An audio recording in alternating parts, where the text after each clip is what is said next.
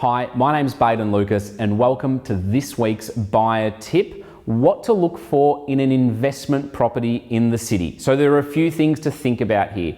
Firstly, what's the price of the property and what should the average rent be for that sort of property? There are things that impact that.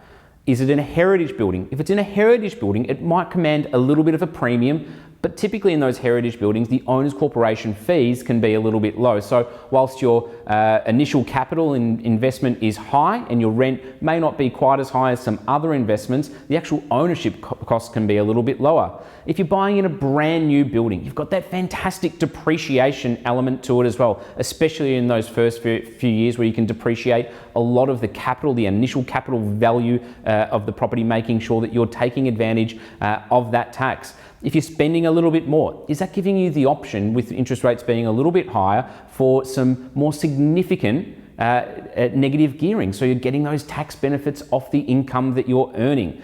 The big questions to ask yourself are, how much am I prepared to spend? How much are the owner's corporation fees for the property? What do I need to put into the property? So there are some buildings where you've got a slightly lower LVR or you've got a higher LVR. So if you can only borrow 70% against that particular building for whatever reason it might be, is that the right investment to put 30% plus stamp duty into it? And finally, and above all, making sure that you've got a plan with it. What are you going to do with it in the future? If it's a property that you might use down the road, it's more important to probably get the right property from the get-go. If it's something that absolutely is only about getting you a great return on your investment, maybe a one bedroom, a smaller one bedroom in a newer building is going to suit you better because you've got no intentions of moving into it down the road. The great news is this.